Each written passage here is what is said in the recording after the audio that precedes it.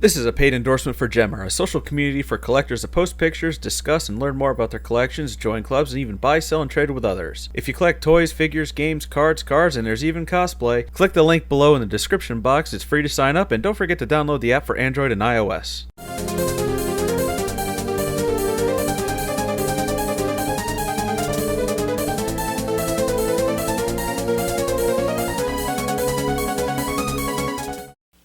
Yeah, I know the lighting really sucks right now, but I got this sitting here, so what are you gonna do?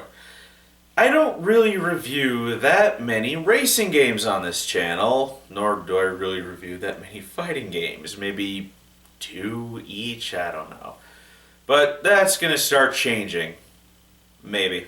I don't know. I'm not making any promises. The first Need for Speed that I played was number 2 on the PlayStation. My cousins had it, so I got a chance to try it. Later on, I got Need for Speed 3 Hot Pursuit on the PC through those weird book sale things that my middle school would hand out, as they would occasionally have PC software. I wouldn't touch another Need for Speed until Most Wanted. I'd rented a Midnight Club racing game, I forget which one, but the disc didn't work and Blockbuster wouldn't swap it out or refund it. Wanting to play a racing game, I lamented and got Most Wanted instead. I really enjoyed that game. It was story driven and fun to play. Hard as hell due to the very aggressive police AI, but I enjoyed it nonetheless. Then for Christmas, I'd gotten Need for Speed Carbon, and I played the ever-loving bejesus out of it. I had almost every single car except for one, the 2006 Shelby Cobra GT500, as the game suffers from a bug that, as far as I'm aware of, has never been fixed. You couldn't unlock it, and even if you paid to do so, it still didn't work. When I first started playing this game for the review, the first 2 hours felt like 20 minutes. That's how much I enjoy this game. Need for Speed Carbon is a direct sequel to Most Wanted, which is the best-selling title in the series and was developed by EA Canada. The game is graphically good for its time, but has an odd frame rate. When you're at a standstill, it runs at 60 frames per second, but when you're moving, it's at 30. The cutscenes are live actions with a filter over them to make it look like the game graphics. But the in-game cutscenes are all 3D models instead. The motion capture is done pretty well, but I think it's because it's done in a limited fashion. The music is really good. It's like something from the Fast and the Furious movies. It gets you really pumped up for the street racing. The music also changes to reflect the current situation, getting really tense if the cops are chasing after you. The dynamic shift in tone is a good one, keeping you immersed in the race or the escape. As for gameplay, it's a racing game. Your goal is to pretty much drive as fast as you can and come in first. However, this is a street racing game where you're in a city, so you have other cars and stuff in the way to worry about because there are going to be obstacles in your way. Each car has their own top speed, acceleration, and handling, and as you win races, you gain more money, which you'll use to buy new cars that you unlock, or you can put work into your existing cars to improve their stats. You can pretty much customize everything. The first guy you hire to be part of your crew can do auto sculpting, allowing you to change the appearance of aftermarket body kits. For its time, this game had a lot of customization. It was deep and intuitive, and you unlocked everything as you went through the game. Or you could just pay to unlock everything.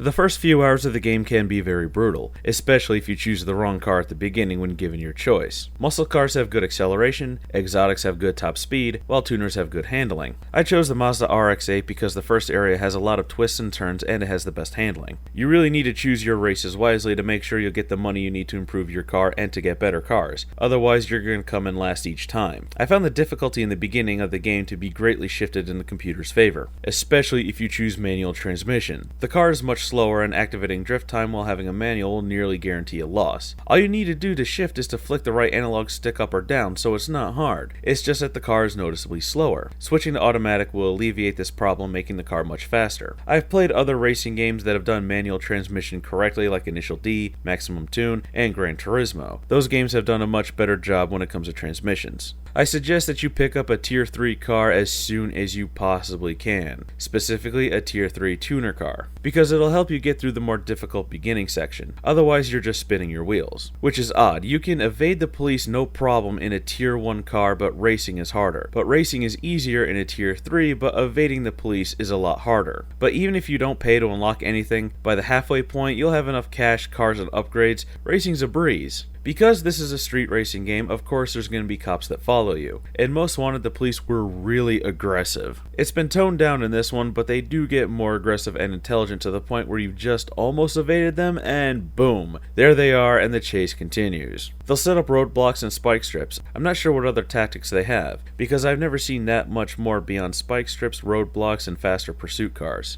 And the more you use a car and are chased by the police, the higher the heat level, meaning you'll be spotted a lot easier and the police police will chase after you in a more aggressive manner. Not driving the car for a while or changing up its appearance will lower the heat on it. If you get caught, your car is impounded. You can only have it impounded 3 times before you lose it for good and have to buy and start over. However, it's not that big a deal as you'll get a lot of money really quick. If you're low on cash, win a few races with another car and you'll get your ace car back. You can slow the cops down by driving into things on the side of the road to cause damage or civilian cars, as the police will stop to help them instead of chasing after you. And you can get into hiding spots to fill up the cooldown meter faster. I found the police chases to be the best part of the game. They provide the real challenge. The racers just follow the track mindlessly, but the police use a lot of tactics to stop you, so you need to outthink them. A roadblock in your way? Either pull a quick U-turn or go through a gap they left. Are they on your sides or in front of you? Slam on those brakes and turn around. This is one of the other reasons why I picked up a tier 3 car easily. The cop chases are so much fun. The more races you win in the controlled territories, the more the bosses will notice, and eventually you'll race against them. The boss stages are in canyon battles where it's similar to Initial D, but you can fall off the edge. Win and you get full control over that area. You'll also have to defend an area when challenged. If you don't accept, you lose control of that area. This can be a pain as it happens randomly. I defended my territory successfully. Then the cops chase after me, only to get challenged right after and then get chased again by the cops. Your wingman AI is stupid for the most part, and hearing them talk is equally annoying. You get blockers, scouts, and drafters. A blocker will drive out in front of another car and stop so you can pass. A scout will find shortcuts, and a drafter will drive in front of you, causing a slipstream so that you can get a boost of speed. You can only use them once in a while as they have a bar that charges up. I've only ever had these idiots hinder me, and listening to them makes me want to go solo. There's a blocker who can almost never get in front of someone to do their job, and you'll hear him constantly fail over the radio. There's a scout who can't scout, but has absolutely no problem telling you how much she hates whatever car you're driving.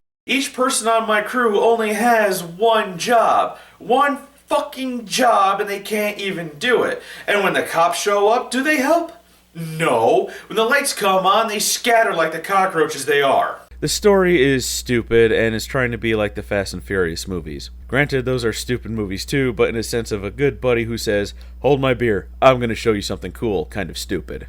You play as the same person from Most Wanted, and people hate you because you left and now you're trying to take control over the street racing scene. And you may be wondering why. Well, because you're being used to conquer more territory for a guy that pretends to be your friend because reasons. Beat him and you'll get his car and you win the game. I still like Carbon to this day. The wide range of customization is awesome, and the challenge from running from the police was thrilling, and that's what really appealed to me. One thing I did do was turn the car sound effects down, because the tires screech no matter how light a turn you make, and it can get very headache inducing. If you're planning on buying it, get it digitally, as a physical copy can be rather expensive. I spent $6 to download it, as physical copies are about $20 depending on where you go. The series would return to its roots with Pro Street, then back to street racing with Undercover, and swap back and forth a few times in between the Carbon and Classic style series. I prefer the open world street racing style the most, so I'll probably be checking out Rivals whenever I remember to do so. There's a lot of in-game advertising like AutoZone and I think Castrol. It does add a sense of realism to the game. It doesn't bother me much, but I know there's people out there where something like that strikes a nerve. Earlier I had hinted that you could pay to unlock everything in the game. It's all reasonably priced. Each car is $1 and you can get mods for each type of car, and they're about $3 and $5. This is pretty much how I think DLC and microtransactions should work. You can pay to unlock whatever you want early. You're not paying to win through the buying of resources. And you can unlock everything through regular gameplay, as you get something unlocked after every event you win. I only bought the Subaru Impreza WRX STI and the 1967 Shelby Cobra GT500, because those are my 2 favorite cars. I still like this game, and I think it's pretty good. But would I recommend playing it? Not really. I mean, it's definitely dated, and Need for Speed Rivals might be a better choice if you're looking for a street racing game, but again, I haven't played that one yet.